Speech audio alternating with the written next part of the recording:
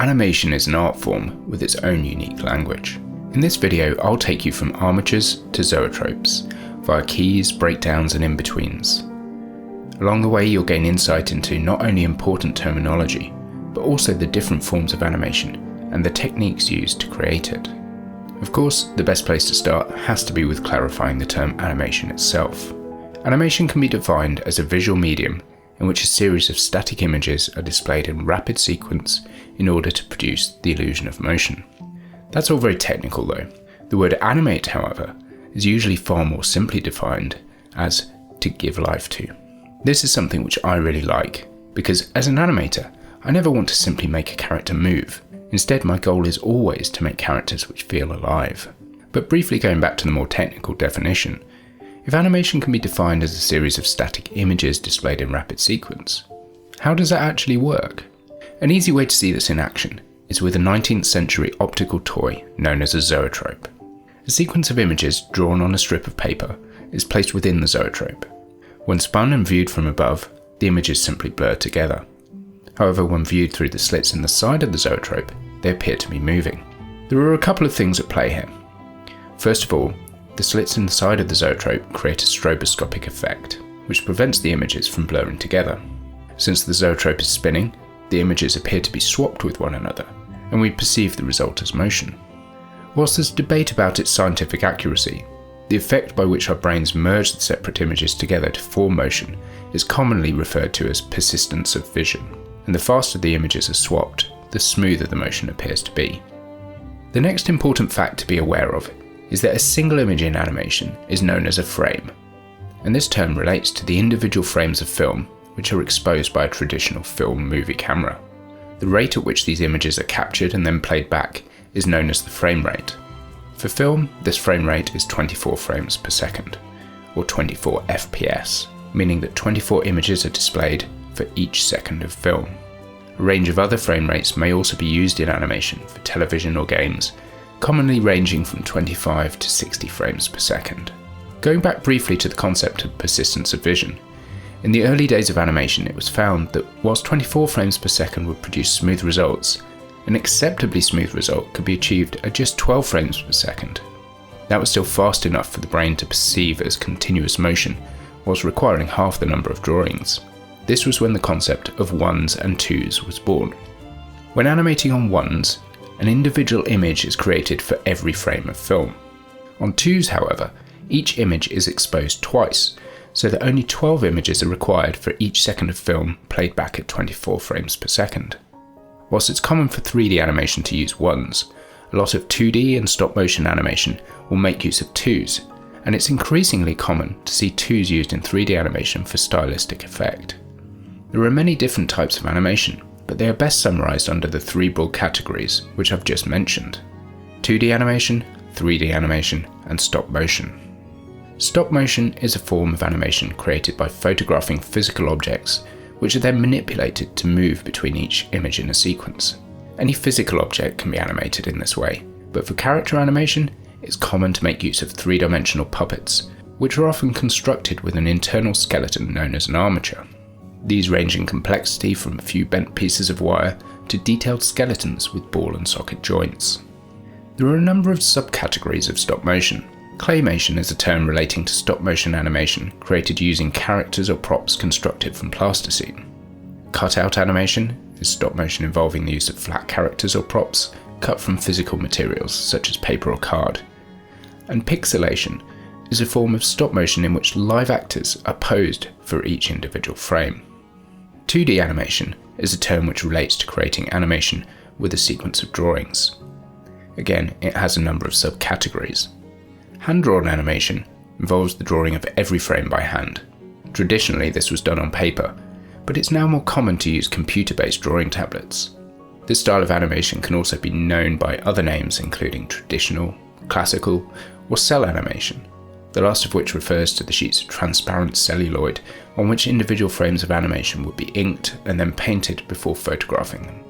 Whilst computer-based 2D animation may still be fully hand-drawn, it also includes additional forms. Vector animation still involves drawn frames, but since the lines are based around a series of points, the computer can be used to calculate and create additional drawings between those created by the animator. For 2D puppet animation, controls are added to drawings, allowing them to be manipulated in a manner similar to stop motion.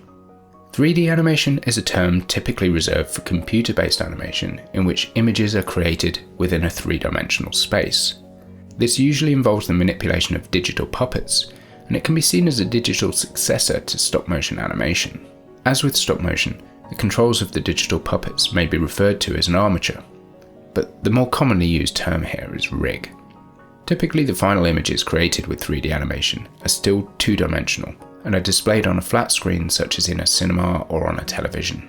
So the term shouldn't be confused with stereoscopic 3D images, where 3D glasses need to be worn in order to perceive the three-dimensional effect. Other terms commonly used to refer to 3D animation are computer animation, CG, meaning computer graphics, and CGI, which stands for computer-generated imagery. The next important word to understand is key, and this is one which can quickly become confusing for new animators, since it's used in multiple ways. In hand-drawn animation, a key, or key drawing, is one of the most important drawings in a shot. Taken together, the key drawings define the essential elements of a performance, and are typically the first drawings to be made. The term key may be used in 3D animation for the same purpose, but it's often clearer to use key pose or sometimes golden pose. The reason for this clarification is that in 3D and some 2D animation software, recording the position of a control at a point in time is known as setting a key. Since you may end up setting keys to define your character's motion on almost every frame, the two terms can become confused. We can clarify things further by using the term keyframe when recording the location of a control to distinguish it from our key poses, but in real-world use you'll often find that both terms are still simply abbreviated to key. Once our key poses have been defined, the next most important drawings or poses are known as extremes. The extremes define the extremes of the range of motion within a shot. They show how high, low, or far something travels. When the extreme poses are in place, breakdowns can then be added. A breakdown is a drawing or pose created between the extremes to define the path that the motion should follow. Finally, once the key poses, extremes, and breakdowns have been defined, the remaining frames are known as in-betweens. In hand-drawn animation, the animator drew the main poses for a shot and defined how the character should move between those poses. The in-between drawings were then often completed by an assistant or in-betweener. In computer animation, these in-betweens can be created automatically, but for the highest quality animation, it's still necessary to control what is happening on every single frame. Whilst creating the various poses or drawings within a piece of animation, it's important to see their relationship to those of the surrounding frames. In paper-based hand-drawn animation, this is achieved by looking through multiple sheets of paper with the assistance of a light box. In digital software, this has been replaced with something known as onion skinning. When this feature is enabled, it's possible to see multiple frames at once, often coloured for clarity. Within 3D animation software, this effect is also sometimes referred to as ghosting. Whilst most forms of animation rely entirely upon the skills of the animator to create convincing and lifelike motion, there are a couple of techniques which are sometimes used to either increase the speed of production or create more realistic performances.